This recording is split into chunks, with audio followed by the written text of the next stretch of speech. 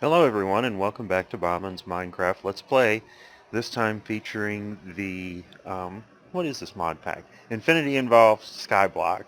This is episode 2. As you can see between episodes, I have mostly completed my platform. The essential construction is, it's made out of this huge cobblestone tiles material on the top surface.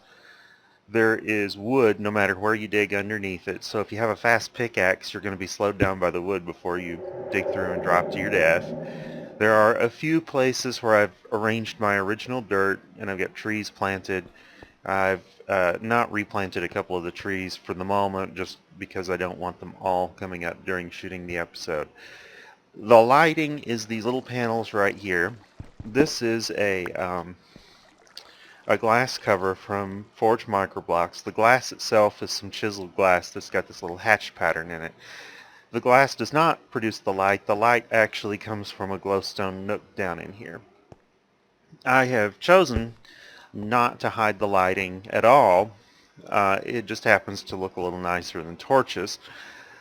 One reason for that and going for the glass is that if I put a basement platform underneath this, I do want the sun to come through because it just gives a different quality of lighting. If you go all the way down to bedrock, I don't know if there's any void fog on this map or not, but if you were to go all the way down to bedrock, that would dispel any void fog down there, which is nice. I don't like it being dark 2 feet in front of my face, even when surrounded by torches.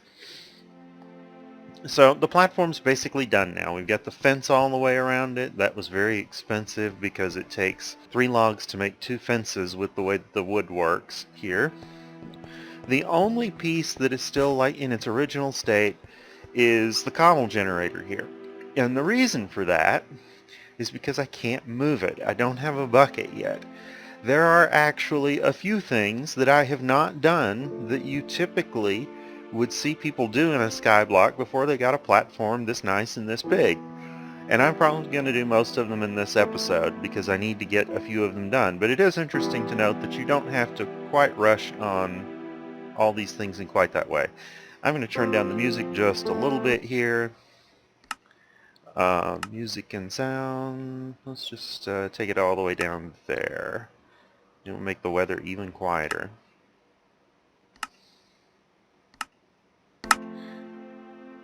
Now that's a little better. It might still be kind of loud. In order to make a bucket, I'm going to need a coke oven because the way that the bucket recipe has been changed in this mod pack is it requires not iron ingots but iron plates. And iron plates are made using an Industrial Craft 2 forging hammer with 2 iron ingots. There are cheaper ways to make them later on, but for now we're stuck with this. The forging hammer requires a whole bunch of iron and treated sticks. Treated sticks are from Immersive Engineering. They're made from treated wood planks, and treated wood planks in turn are just wood and creosote. And creosote comes from a coke oven. So I have to make a coke oven before I can proceed. The coke oven itself, for any of you who have never played Railcraft and are not familiar with it, the coke oven itself is made from 3x3x3 hollow, which means 26 of these coke oven bricks, each one of which requires 4 bricks and 5 sand. So I'm going to have to make a bunch of clay in order to make bricks, and that's done using barrels. And a barrel is one of the things that I have not made, which is actually kind of funny because in most skyblocks you have to make a barrel almost right away because you have to make dirt in order to produce cobblestone. Here I didn't need that because the cobblestone stuff was provided to me, the lava and the water, so I just still haven't made a barrel. So I'm going to go ahead and do that right now. That is 1 oakwood slab and 6 oakwood planks. You can actually make them all out of spruce or out of birch if you've got those as well and want a different color. But I've got one of these now, and I'm going to put it over here next to my water. The next thing I'm going to need is some way to transfer this water into the barrel here, preferably without using it up. And the solution that's recommended, if you go into the inventory screen, there is a guide here that will take you through some of the getting started. And I should have mentioned this in the earlier episode because I'll probably be following some of this, maybe not quite exactly, but pretty closely. There's a getting started, getting water, getting your bucket. We're sort of on the getting the bucket. The getting water here that's recommended, they talk about clay barrels, but they also talk about filling glass bottles, which is actually what we're going to do here. So I need to make some glass bottles, which means I need some glass. And 3 pieces is not going to be enough, or 2 pieces isn't going to be enough. So let's put some sand in here, and the first piece of glass will be enough to finish it so we don't have to wait for all this to smelt. Alright. And we'll make glass bottles. It's just the vanilla recipe. I only need 1 of them, but I'm going to have to take and click on this to fill it, and you've got to use, see it says 99.9%. That is not full. You've actually got to go 4 times to fill this oak barrel. And then what you do is you put some clay in it, and you get a clay block back. And so this is actually, as long as you locate pretty close here, this is not fast exactly, but it's definitely doable. And you don't need an infinite water source in order to do it, nor do you have to wait around for rain to fill your barrels. And if you have a bunch of these barrels out here and you let rain go in them, they will fill up. But we don't need to do that in this particular pack. Once I do get a bucket, I can make an infinite water source by filling the barrel and then clicking on it with the bucket to get a bucket of water, and then I can deposit water back on the ground. This bottle will not deposit water on the ground. Other stuff that I need to do in this episode, I'm going to get started on a smeltery as well. I'm probably going to have to make more furnaces because what I've got is not going to cut it. I'm actually probably not going to show all of this. I'll probably go off camera at some point and just make a cut in order to get all this boring, converting into clay, and digging done. But the other piece I got to do is I got to get a smeltery started, and there are a couple of ways to do that. It is the conventional recipe, except I think you only get 1 grout for gravel, sand, and clay instead of 2. So they've nerfed it a little bit there. And hopefully I will have enough materials and enough time to actually show getting a little bit of automation done. I'd like to automate ingot production on the smeltery. The way that I'm going to do it is a way that's suitable for this early in the process. It's not really my preferred way, and that's using a redstone clock, but I prefer to actually just pipe the stuff out, but I can't do that this early. Once I get the bucket, I'm going to move all of this. I'll put it somewhere else around here. Anywhere for any of these things will do. I'm going to try to keep the corners open, so all this stuff is going to be moved at some point, but not right now, because I'm going to use the corners to access future platforms that I build. So the other thing you can do with the barrel, for anyone who has not done an ex nihilo skyblock before, which I imagine most of you have, is you can fill it with a number of compostable materials, which includes saplings, in order to make dirt. And that's usually how the game starts. At this point, I haven't had any need for dirt. I have the 9 dirt from the original platform. It's embedded in little blocks scattered around here, and I've got trees growing on it. That works great. So those are sort of what I want to get started with. I actually have not made any Tinker's tools at all yet. Might as well just wait for the smeltery. I don't need them, so I don't need to make the flint tools. I can probably start with iron or bronze or something and level that up. This does have tool leveling for Tinker's construct tools. And oh, it looks like we've got some rain coming, which brings up an interesting point here. This barrel, because it fills in the rain, if you want to use it for dirt production, then you need to cover it somehow. Just a slab or a block of some kind will do it. And I will go ahead and do that. Let's see. Let's just put down that and then that. Any kind of block will do. If you're concerned about mobs, put something on top of it that will prevent mobs from spawning. Either a light or a slab or some sort of like a cover. The glass covers or any covers will do it. That's all you really need to do. And so that's what I got going on this episode. I don't think I'm going to get far enough to do much else. I will talk a little bit about what comes after that initial stuff. I mean, once I have the smeltery in place, and once I have the coke oven in place, and I have a bucket, the next logical step in the progression for this mod pack, and I may be assuming tech tree because I usually do. Tech is more what I'm interested in doing. I might do some magic at some point, but I doubt that I go all the way with the magic progression. I'll at least start it all. But the next logical step is to get a couple of forestry machines, which are first in the progression. You need bronze for them. They are the carpenter, and the other one is the one that makes the tubes. I'm trying to remember what it's called. It's escaping me at the moment. But anyway, to use these machines, you have to have a power system set up, and it can be pretty minimal.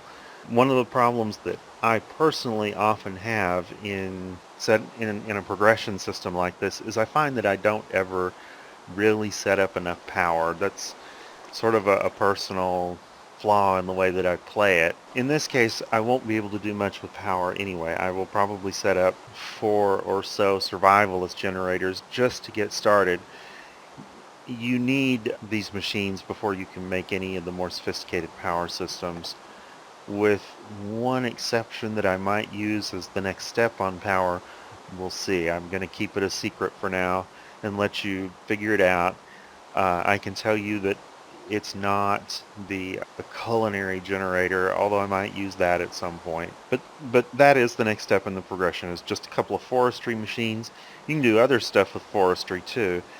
When I do farming, I'm probably going to start with the Forestry Farm because it is the easiest one to do in this progression. There are some plants that AgriCraft has in this pack that cannot be grown with it because of the way the Forestry Farm works, but for the most part the Forestry Farm will give us a steady supply of crops, which is going to be important even early on. It can also automate tree production, so I don't have to chop all these down, and it is much earlier in the game than, let's say, the Ender IO farm or the Mine Factory Reloaded farm, which are also in this mod pack.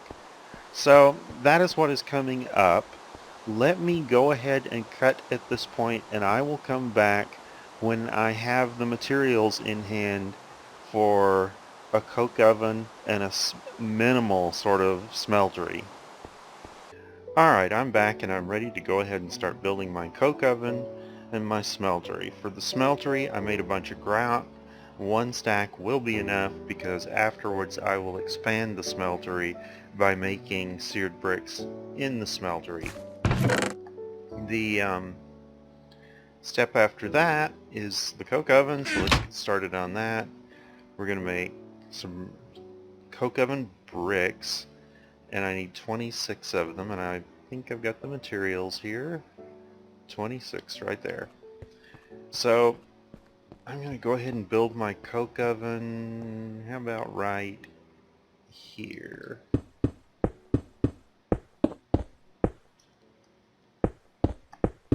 So you just lay out these bricks, the center stays hollow,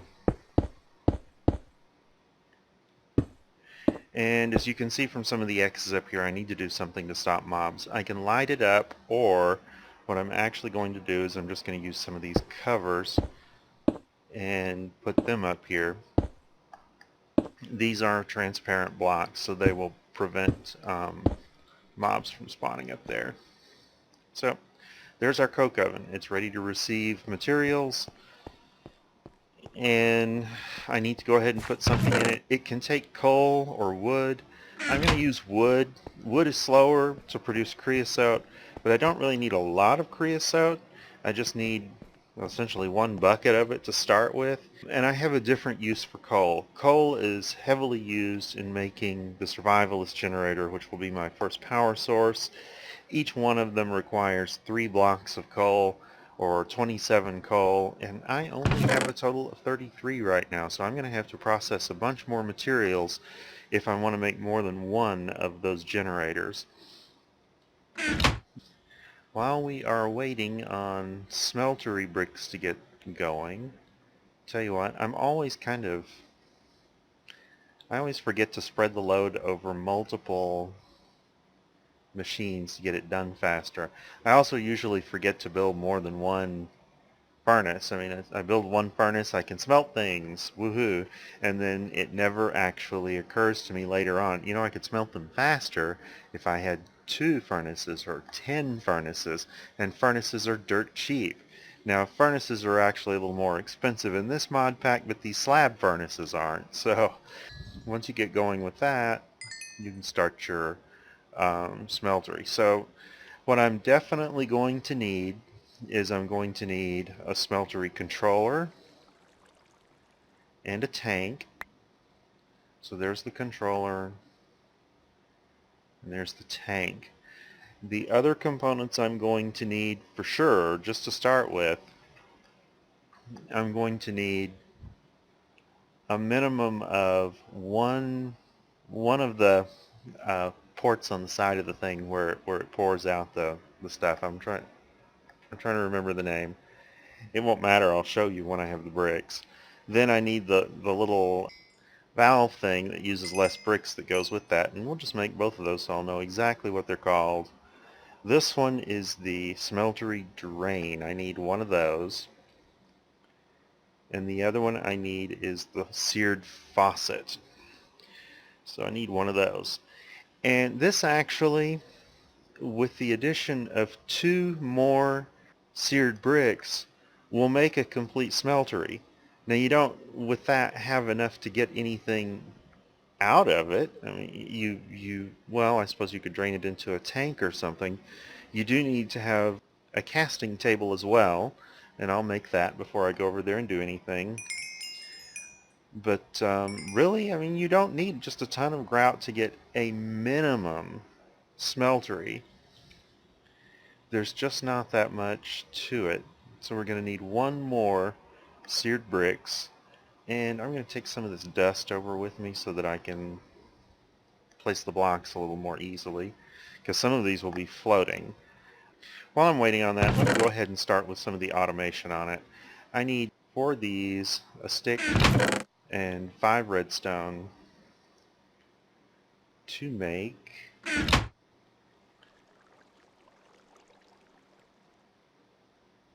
a redstone clock, which is actually this. Alright. This thing emits a periodic redstone signal, and every time that it triggers up, I think, it will start the faucet flowing.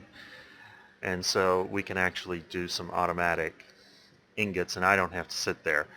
I won't be able to do it immediately. I'm going to need a hopper as well, and I'll probably have to make the smeltery just a little bit bigger, but I'll have it there. The other piece that kind of is handy with that is if you mount a lever on it, you can turn it on and off so that you do or don't have it doing things when you don't want it to, because sometimes you'll want to manually control the smeltery.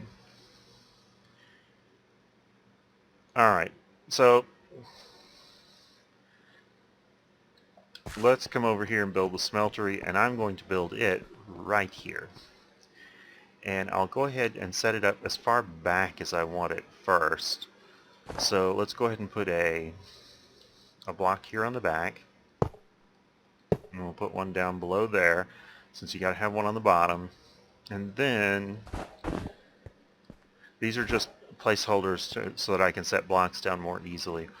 I'll go ahead and put a controller on the front, and I'll put a drain on this side. Let's put it on this side over here. And I'll put a tank over here. Now, this is a complete smeltery. If I put the seared faucet on here and put the casting table down here, then it's ready to start smelting a tiny amount of ore. So, yeah, that's not very much. But as we get more seared bricks, we can expand it. And 5 is enough to expand it for sure. So what we can do is we can just tear out the side of it there. Don't pay any attention to that noise. You don't lose your tank just because you got that awful noise. So I'm going to put... And then I can put the tank down here again. Now to expand it the next time, I can expand it once more in this direction with 3 bricks, which I almost have. I can expand it once in this direction with 4, and I can expand it along the top with 6. So there are a number of options. Probably the most efficient one in terms of gain per brick is going to be the one to expand it forward with 4. But first I got to get some more bricks. So to do that, and I know a lot of you have seen this before. Sorry if this is repetitive, but some people haven't. It will melt down cobblestone, but it will also melt down compressed cobblestone, and that's a good deal faster. And, you know, it occurs to me I'm missing something, and some of you have probably already figured out what it is. I don't have any lava to fuel this thing. So what I'm going to have to do to get lava, I'm out of clay. I think I'm out of bone meal too. So that's going to be a little bit of a problem. Let's get that.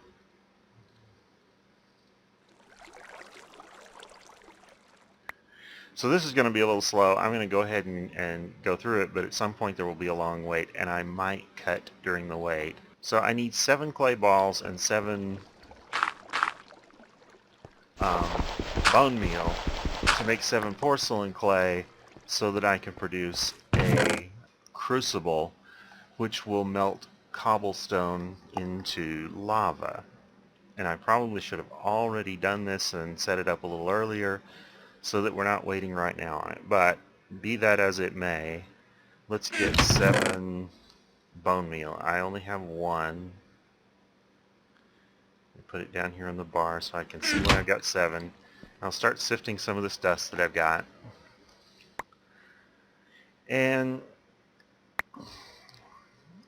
sort of my next step here after, I'll just discuss it while I'm sieving here. I want to get the smeltery up and going, and I will go ahead and make some casts for tools. The actual first cast will be for an ingot, but after that I'll make casts for tools and gears, and I will start producing some of those. I'm going to have to look and see which has better stats because I don't remember, but I'll start with either iron or bronze tools most likely and work it up from there. Doesn't look like I'm getting as much bone meal as I'd really like, and it's giving me resources that I need, just not the ones that I want right now. So when I have my bone meal, I'll be back. Alright, I got my bone meal and I'm back, so let's go ahead and make the crucible. To make the crucible, we're going to make porcelain clay. We'll just shape it into the cauldron shape here. That'll give us an unfired crucible. This thing will be done doing tin in a minute. And I will use the remainder of the charcoal that's currently burning to get that. The tin is for something that I may not make. It depends on what the timing is on my creosote over here. Let's take a look. We do have more than a bucket, so I won't make it. But what I'm going to say is some of you might have been thinking, wait, you don't have a bucket to put that lava in the smeltery. Well, you don't need a bucket. You can use the forestry can to fuel a smeltery. Each one of these cans and it's a single use, but each one of them will hold a bucket of fluid. You can't use it to put the fluid on the ground, but it will work to transport between tanks. So you can use one of these to pick up lava out of the crucible and put it into the tank in the smeltery if you don't have a bucket yet. We aren't going to have a bucket because that's about done over there. At least I think we are. I don't know if I've got enough.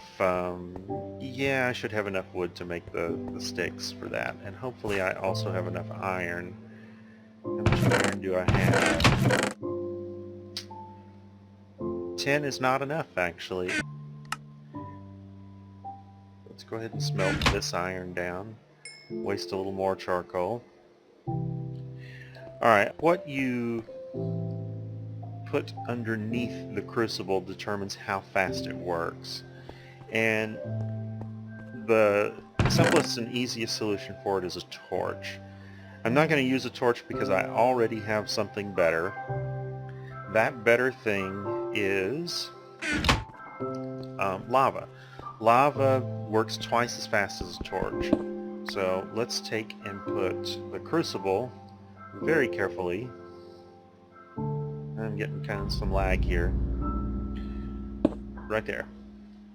And so it says it's working at melting speed 2.0. It would say 1.0 if it was doing the other. And the other thing I can do by putting it right there over the lava is I can go ahead and redirect cobble straight into it from the cobble generator, and it is now generating lava. And it's going to be a little bit before it's got some, but you can see it's ticking up there. It says fluid lava 43, 44, 48, 50. It's gradually making it. 1,000 is one bucket. Alright, so we're going to need a bucket to do that. So I need to cut down a tree over here because I'm out of wood.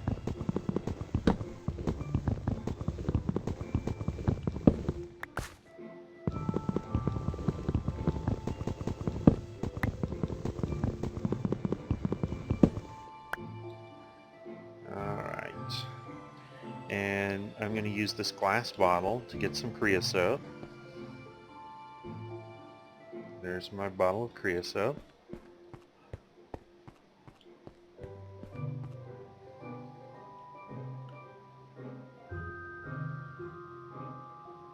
And now I have treated wood planks, which I can use to get treated sticks, which in turn I can use to get a forge hammer, which I can in turn use to get, finally, 3 iron plates. This does use up the hammer, so it's kind of wasteful of iron. And we get a bucket and an achievement with a trophy. So let's put the trophy somewhere. You know, I don't really have anywhere good to put the trophy. I never really do have a good place to put one of these trophies. I'll just put it down there. And you can't read it, but it has today's date, which is June 16th, I think. It's so hard to see down there. But it has my name on it and the date of the achievement. Alright, so since we have the bucket and some leftover materials, let's see how we're doing on lava over here. A little more than halfway, so I've still got some weight. Let's talk just a little bit about what's going on.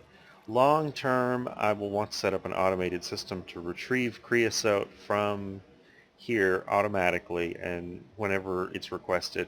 Logistics pipes will be the first system that we set up for that.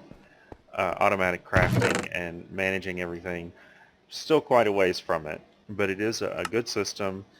And you know, a lot of the eventually applied energistics, which is available in here, will become viable because we'll finally get enough materials to make the applied energistics items. Unfortunately, or fortunately, I guess, depending on how you look at it, AE is somewhat inaccessible in here until fairly late. It's intended to be more of an in-game system, so the recipes are pretty hard. you've got to do a lot of stuff to get to that point. Logistics pipes is much cheaper and serves. There are some things I think logistics pipes, and it's just my opinion, does a little better than AE, and so parts of the logistics pipe system I think will never disappear. Most things I think that use automatic crafting through some external machine, in other words some sort of crafting that's not table based, I may leave indefinitely in logistics pipes. Storage will certainly go in AE, although some storage will probably stay in, it'll go to AE, but the actual storage, instead of being on the storage modules, will actually be in storage drawers. And that's anything that's going in a compacting drawer for the most part, because the compacting drawers are just really nice for really not so much for storing huge amounts of material, although they do that nicely too. It's because they automatically expose all of the material that they hold as nuggets, ingots, and blocks, or whatever compacted form they're in, all at once. So that's actually a very nice feature of the storage drawers that I definitely want to have available. Okay, we finally got our lava, and we are ready to melt down compressed cobblestone. But it's not quite going to be enough, because we need to make an ingot mold to make seared bricks out of that. And for that I could use either gold or I could use aluminum brass. I like to use aluminum brass because it's cheap. And I think the recipe for that is 3:1 on aluminum to copper. To make the ingot mold, you can just put any sort of ingot or brick here. And when you pour the aluminum brass out of it, it will make the ingot mold. We'll eventually want, maybe, I think actually different ore processing comes in sooner in this mod pack. What happens in a lot of mod packs is that you end up using the smeltery for quite a while, and my experience when that happens is that you need 2 of them minimum so that you don't accidentally alloy materials. For example, this copper and aluminum will alloy to form aluminum brass, and you don't want that to happen. That's an undesirable effect. For just routine processing it is. I mean, if you want aluminum brass, it's a good effect. The thing that happens is you set up 2 of them so that you can avoid that. Here, I don't think I'm going to need to do that. Alright, so we've made more aluminum brass than we need, but we've got seared stone. We'll move it to the bottom and start pouring seared stone. Now I'm going to have to do all of these bricks manually.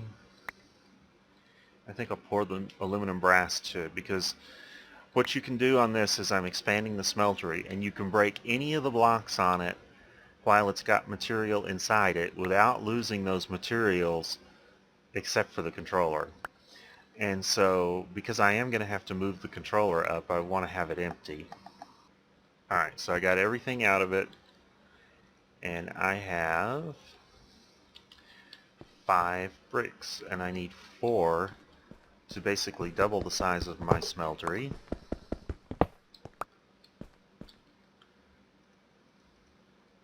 You can also cast this stuff into blocks, and that's a little faster if you do it that way. The only issue that I have with that is that they just don't look as nice. You can fix that. There's a chisel that's part of Tinker's Construct that will fix it. I never make it. I actually have made it maybe once or twice and used it just a couple of times, but it's easier just to make these things as bricks, especially once you automate them. Okay, that doesn't go there, it goes in here.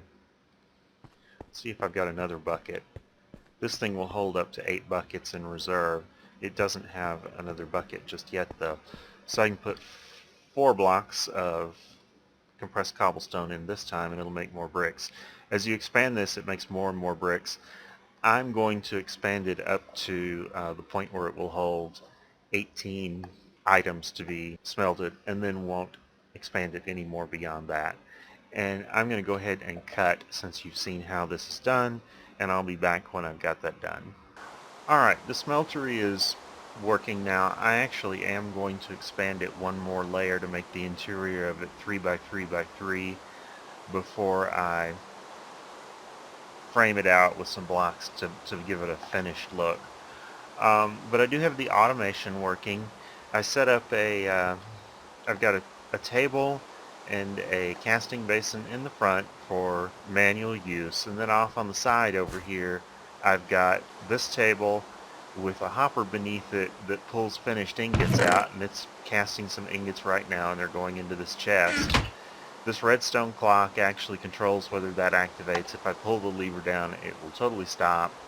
But once I get it all finished up, this will be the way, for the time being, that ores get smelted, because they will be doubled in this machine.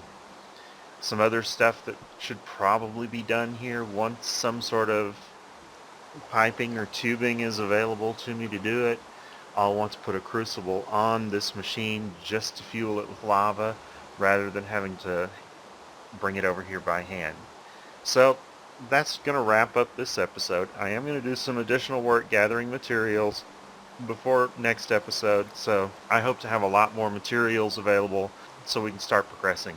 The next bit of progress on here is actually going to be to start working with machines and power systems. I'll try to be well prepared for that, and I'll have lots of wood available. So I will see you in the next episode. Thank you for watching.